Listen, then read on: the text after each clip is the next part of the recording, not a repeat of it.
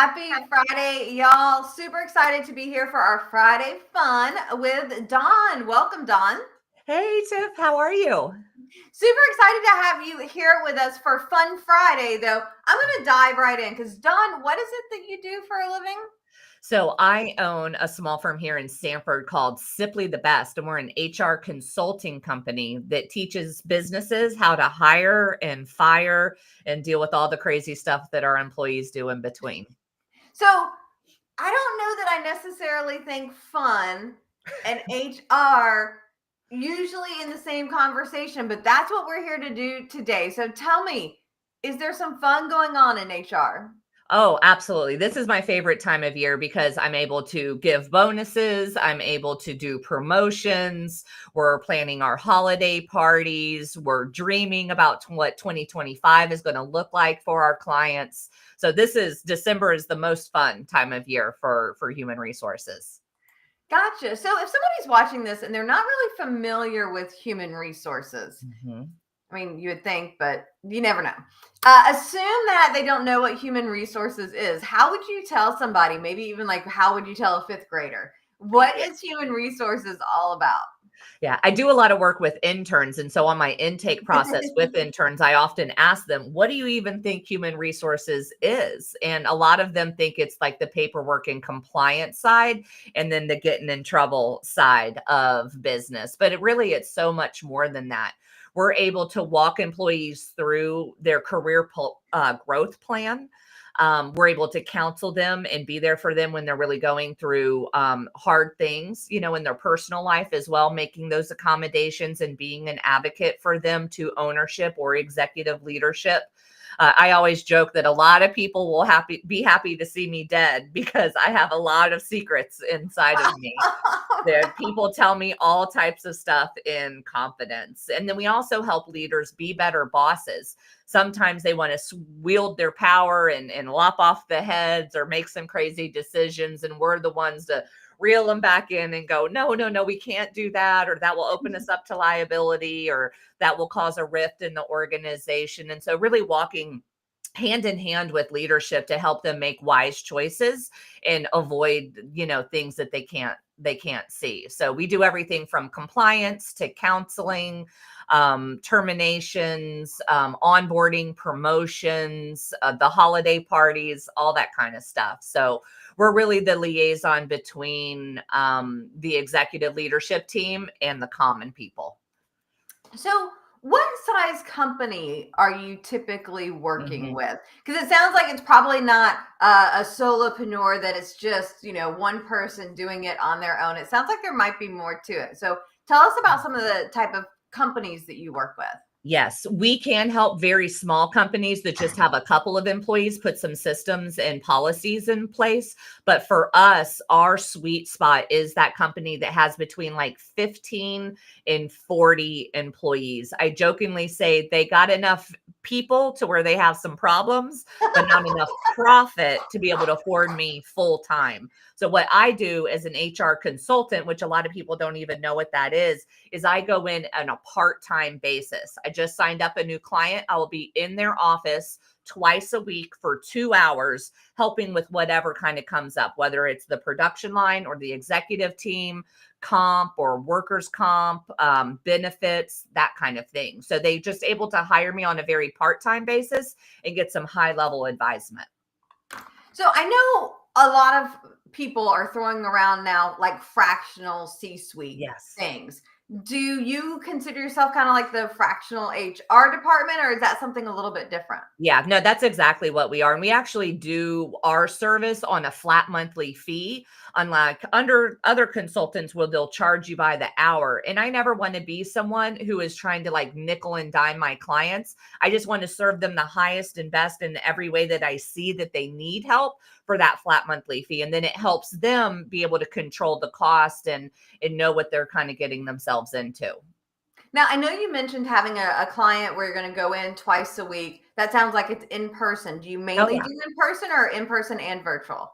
I really like the in-person better because so much of HR is built on relationships. I think the reason that there's such a distrust and Mhm. disconnect with HR is because no one ever really gets to know the HR director. It's just that person that comes around or only calls you in when there's a problem. We all get that sinking feeling when you've been called to the HR office. You kind of feel like it's the principal's office in some way. And I don't want that type of feeling. I want them to see me on a good basis 10 times more than a bad basis, because I really don't have the right or really have the right to counsel someone that I don't have a personal relationship with. So I always really try to have my clients, which are typically small business owners, um, make sure that I'm there in person on a consistent basis. So what is kind of the geography? Because I know you threw your city in there. Mhm. What's kind of the geography that you cover in case people are watching this thinking, I want Dawn? Yeah. We cover most of Central Florida, on a very regular basis. But having owned two staffing companies in the past, we also do a lot of recruitment services. So our Hmm. recruitment services are a little bit different than our full HR consulting. HR consulting, we're doing everything. For the recruitment, our job is to be a headhunter, and we work nationwide, even internationally, on those types of searches. Okay, so I'm curious. What's one of the most unique jobs that you've ever been hired to headhunt for? I can tell you one that I refuse to do. Okay. Now I that I don't know if that's better or worse, but I'm interested to hear. So it was my old business partner's buddy, and I was told that he had a t-shirt company. And so he came to me and he had requested someone that was a little bit more voluptuous and a certain he wanted a female because he wanted the shirt to fit. And I was like, okay, well, that might be under a BFOQ. I don't know, but I already felt a little like yuck about it. But it was the boss's friend. So I was like, all right, whatever, I'll do it. And so I did it, and I recruited the young lady, but evidently the t-shirt company was only one of the gentleman's businesses. He Oh. also had a pornography website, and he wanted this 20 something year old lady to post the videos and stuff like that. And I was more than offended and told the young lady to quit the job because of the lack of transparency up front. It just wasn't in alignment with my value system and stuff. And so when she did quit, I refused to refill that position. Yeah, that sounds icky. Yeah. I Yeah. don't I don't know if I there's a never want to better. put a young lady in a place of in a vulnerable environment, and typically those types of environments, it's just not the highest and best, and often it's a slippery slope once that's the basis of morals and whatnot. Whew, yay. Hey, y'all, we are having some fun this Friday. There are all kinds of people out there in this world. What fun would it be if Yeah. we didn't have those things to tell? All And all I the have to say, saucy things that people do at work as well, I have to counsel them on. This year I love your social media because you're always sharing like these crazy. It's you're like, really? I can't even share the good ones though, Tiffany. I can't because we are local and they are real and stuff like that. But like, I think the one, when I reflect back on 2024, the counseling session that comes to mind the most was me having to counsel a 50 something year old woman on why she could not have intimate contact with the janitor in the office after hours. It was caught on camera, and the owner had a security system, and when the office got locked up for the night and it was secured, he would get a little ding, your office is all locked up. And one day it was like 10 o'clock on a Friday and he had not gotten his ding, and so he opened up the cameras to see like who was still in the office. Oh my, then I'm getting movie shots. And the part that really stands out to me is she was just aghast that I would have such an insane request of hers. So I had to very kindly tell her that we needed to keep all actions that were done inside of the office compensatable actions. And if it was anything that she was not paid to do, she was going to need to leave the office for that. And honestly, woman to woman, it was a real place of concern for her safety, because God forbid, maybe she drew a boundary with this gentleman up on this multi-floor high-rise building, and he didn't accept that. What could happen? And it would be just horrific for her work family to come into the office the next day and find that a tragedy had happened. So it wasn't even as much about the liability to the employer as it was my just concern for her, because, and then the gentleman was married, and all of this stuff. And of course it keeps getting worse and worse and worse, right? Yeah. Please Yeah, don't. I was having a conversation with Go somebody home, go to a back alley, yeah. stay I was in your talking to somebody car. yesterday. Like, I assume if I am in public that I am being recorded, not on one camera, but on multiple She cameras. was a manager. She knew the cameras were, all the employees knew the cameras were there, but she was the one who would set up the cameras as the IT manager. Oh gosh. So I don't know. Maybe she wanted to get caught. There's a whole thing for that.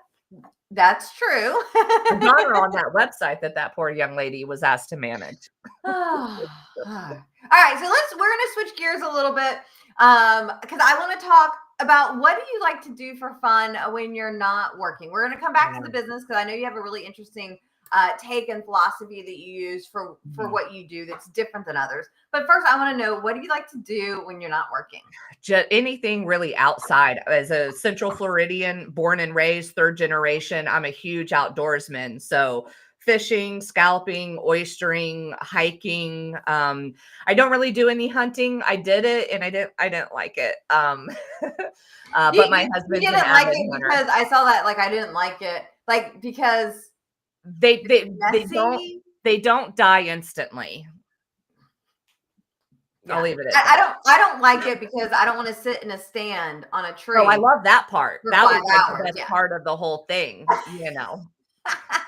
And I can do the dressing of it, but the gap between was too hard. I don't like the meat industry, so I would rather take my own meat than support the meat industry. Gotcha. I'm lucky sometimes when my husband does go hunting. The gentleman that he typically hunts with is an ex-butcher. So it's oh, that's nice. Built in. Yeah, I'm like, oh, this is, because it does make a difference. So not hunting, but fishing and scalping. What else do we like to do for fun? I'm trying to be a gardener. I don't want to say that I have a brown thumb, but I have really developed a space at home. And then I love to cook. So it all kind of ties together. I think I was born in the wrong century. I was born to have lived long, long time ago.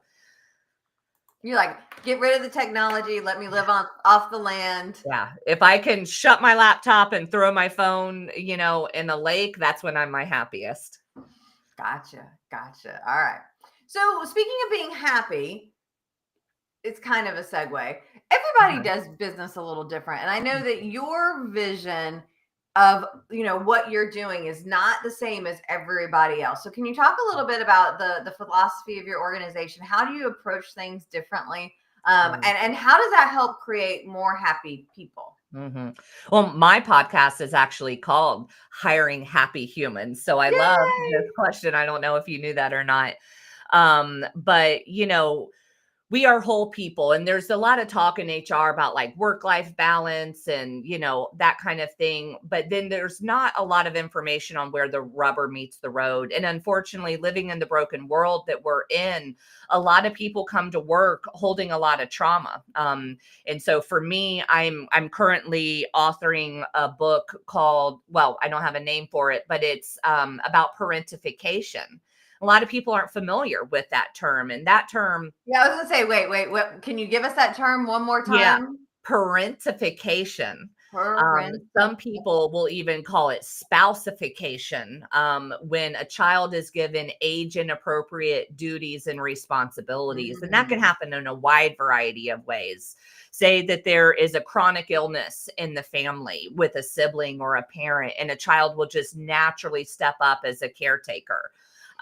or there is mental health or addiction issues. And so the child is taking care of younger siblings because there's an intoxicated adult in the house. Or I saw a lot of it when I traveled to Honduras, some of the poorer areas in our world where children 8, 9, 10 years old are going to school and holding full-time jobs and not being educated. So parentification is just like growing up too fast. It's not having chores or anything like that. It's a much more cynical kind of thing. And it's not done in an abusive nature most of the time. Now, there are parents out there that demand that their child earns their way or whatnot in a ridiculous manner. But oftentimes it's the parents that are suffering and the children that have to grow up way too fast. And for me, that was my circumstance. Um, as an example of one childhood incident, my mother suffered from addiction and alcoholism, and she was going to check herself into rehab, which I was so excited about at the age I was 13. And so she left for a month with me, with my baby sister, and we told nobody, and we lived home alone and went to school, and I fed and clothed and did all of the things for my sister. So if you think your trauma clocks out when you clock in, you're sadly mistaken. And so having counseled people so many years on in HR, what I found was some of my most dynamic leaders also had very colorful childhoods like me, because we were bold, we're audacious, we're not afraid of anything. We've already been through the worst of our lives, and now we're using all of that energy to build this empire because we wanted out of our circumstance, right? We were never going to be poor again. We were never going to listen to anyone, of authority. And so we're very dynamic and end up in leadership roles. But also we have some kryptonite. Like, we do have issues with authority. We have boundary issues. Oftentimes, physiologically, we have some physical ailments and stuff as well, because the body keeps score. Those traumatic incidents in childhood can really impact. And so we're very much a psychology leaning HR place. We want to know the whole person. A good boss, they know how your weekend was, right? They want to make sure you have all the tools and capacity to do the work for the week. But a great boss knows who you are and where you came from. And they're able to lead and manage your tasks in a way that no other person has ever been able to do that before. So a lot of my employers are coming to me because they want to figure out not only how to manage people, but how to lead them and love them with accountability, creating productivity, and creating a really safe environment that for some people never had. Wow. That's a massive difference. Then I need somebody to come in and show up 9 to 5. Yeah. Yeah. So I just get to show up for 2 hours a week, twice a week, and love people, and just listen to them, because people never get tired of talking about themselves. So let's say I'm talking to a business owner, an executive team, and what might be some complaints or things that they're saying that lets me know, oh, they really need to talk to Dawn. Yeah. Yeah. High turnover, because people are leaving for a reason. Inability to recruit because their reputation precedes them in the community, that they're a toxic work environment. I can name them by the dozen here in Central Florida.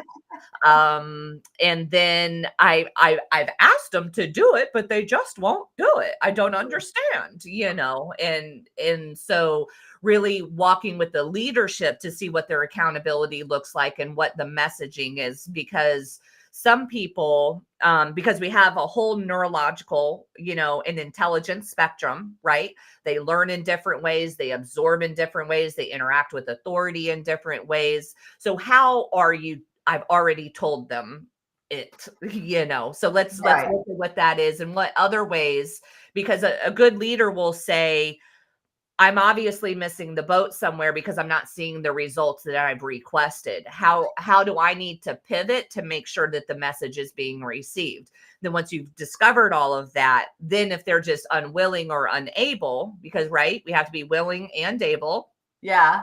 Then sometimes we have to, make an exit, and termination should never be a surprise.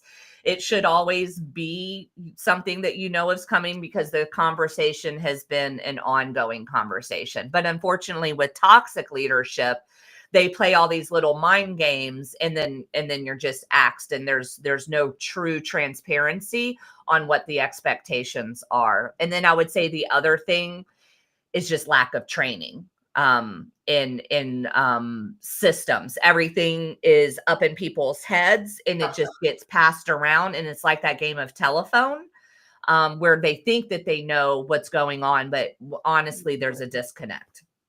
Yeah. And I mean, I think that's an issue for all, all business owners start, it's in their head, get it, and you got to get it out of the head. Yeah. So When I work with those entrepreneurs, or they call me and they're thinking about that first hire, I say, just pause on the first hire, go document everything first.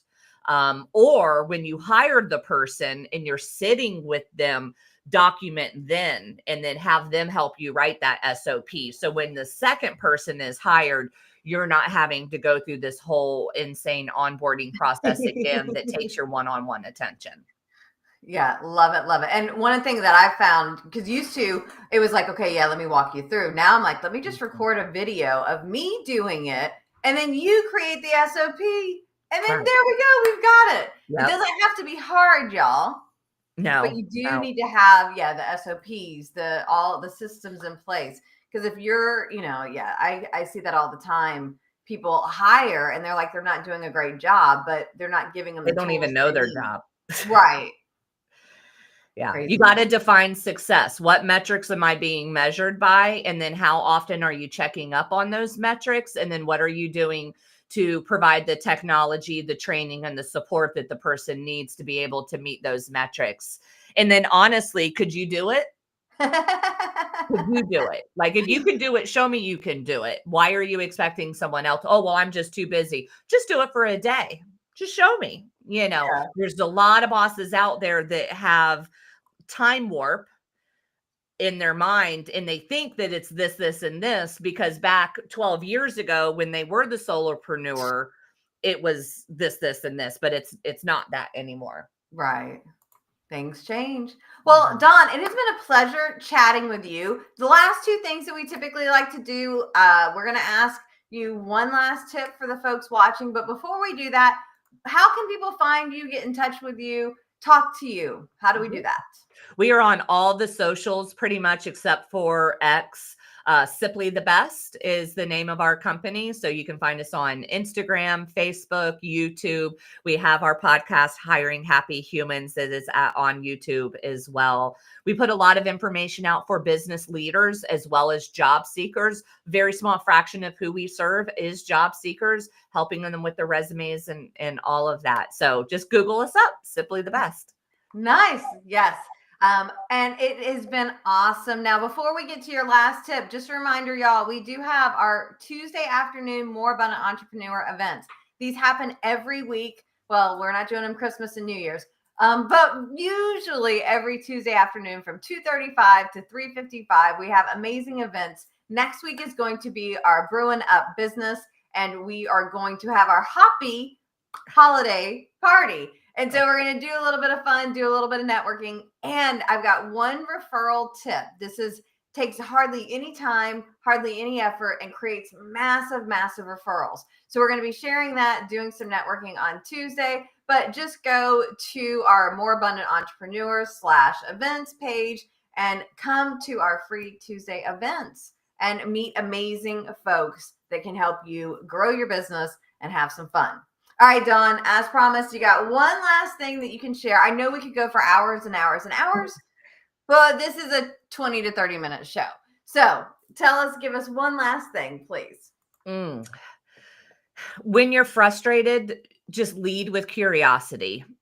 Just ask questions for clarity. I'm called in often to diffuse situations that had they only asked questions instead of just repeating themselves what they were trying to convey over and over again, they would never have had to pay me. So just lead with curiosity. Everyone has different lived experiences and reasons why they think the way that they think.